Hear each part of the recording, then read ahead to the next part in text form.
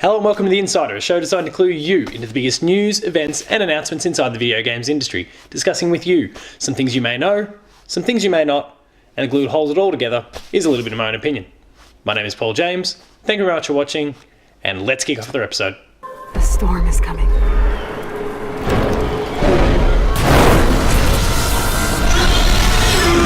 And I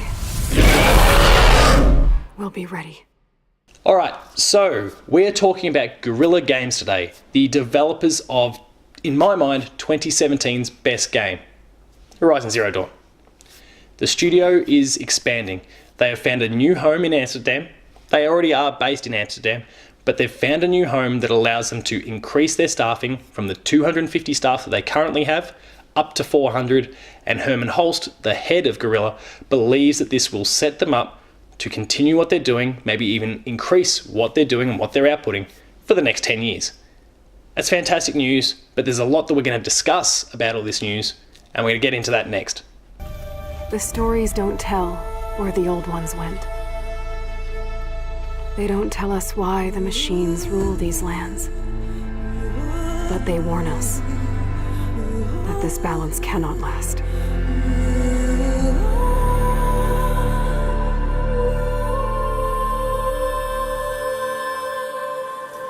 So before I really render my verdict here, I think it's important for us to explore all the possibilities.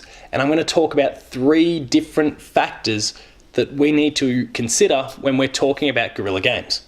The first of those is probably the most obvious one. I'm talking about a sequel to Horizon Zero Dawn. PlayStation themselves have been quite clear that they want to make this into a franchise similar to what we've seen in God of War and what we've seen in Uncharted, what we're beginning to see in The Last of Us via The Last of Us Part 2, and many, many other very popular IP that Sony have seen over the journey. Aloy has very quickly become an iconic character, and they want to latch onto that. The game, a sequel, it's probably quite some time away, realistically, maybe even next gen, but I think it's something we need to consider going forward when we're talking about Guerrilla Games and what they might be up to.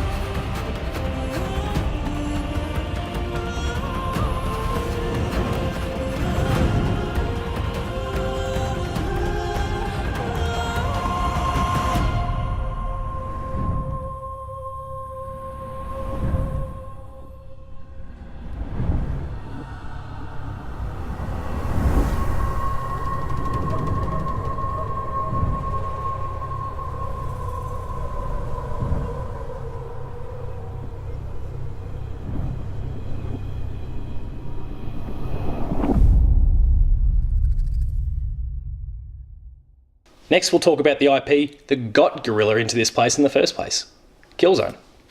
Killzone 1, 2, 3, Shadowfall, Mercenary. There's a whole bunch of Killzone-related experiences there that have sold fairly well over the journey. They're also a fairly iconic first-person shooter franchise on the PlayStation platform. It's not one you can pick up on your Xbox. It's not one you can get on your Nintendo platform.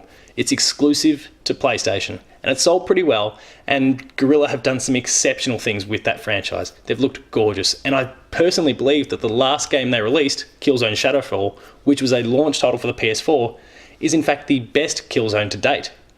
So I'd be surprised if over the course of the studio's next 10 years that we don't see some return to the Killzone franchise. PlayStation lacks exclusive first-person shooters.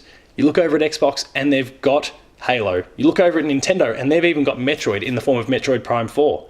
PlayStation doesn't have one anymore. Resistance is dead, seemingly. Killzone is certainly on the back burner. But if Guerrilla's expanding, then it's possible that they could shift some resources that might have gone to a sequel to Horizon towards a franchise reboot or another sequel to the Killzone franchise. That's another thing we need to consider. I came here to destroy this. Don't lie to me. You came here to bury the truth. Your beliefs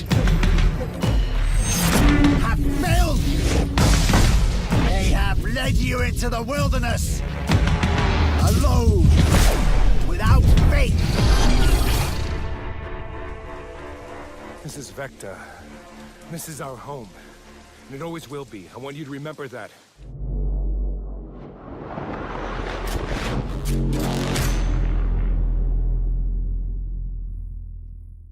Then there is, of course, the possibility that we may see a new IP from Guerrilla. Now, I also personally think this is the least likely of all the three things that I've spoken about so far, simply because Guerrilla is already trying to establish an IP that is new in the form of Horizon Zero Dawn and its eventual sequel. I think it'd be foolish and also quite risky for them to then try and establish another IP as well. Now, all this could be total rubbish. The talk that is existing at the moment suggests that all this money, all this work, this new building, these new employees are simply there to help accelerate the development of a Horizon sequel. And I wouldn't be surprised by this at all. It makes a lot of sense. It took a long time for us to get Horizon Zero Dawn. Admittedly, most of that was concept and money and time and getting it on the PS4 and all that sort of stuff. But this is an iconic franchise now that's attached to the PlayStation platform. And PlayStation and Guerrilla will want to see more of it as quickly as possible. So maybe they're just simply staffing up to get more people on the game to get it out the door sooner. But let's not rule out that Killzone possibility either, and the very remote possibility that maybe we'll see a third pillar in the form of a new IP. They may say differently to common folk, but you and I understand that this is the reality of life. And it begins with your destruction!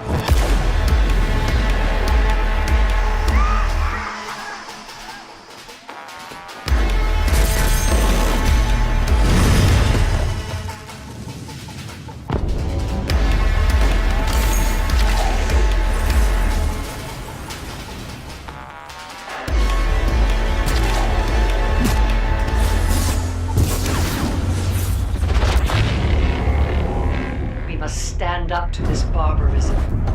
The world is watching, and they will see who is right. They will see who stands on the side of truth.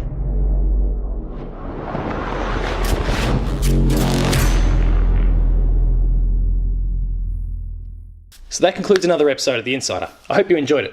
If you did, please consider liking, sharing, and subscribing. All those buttons are down below here, and that'll allow you access to weekly episodes of Patched, The Insider, Player 2 Plays, The Late Game Review, a new series that I'm cooking up, which I might just tease, and a whole lot more.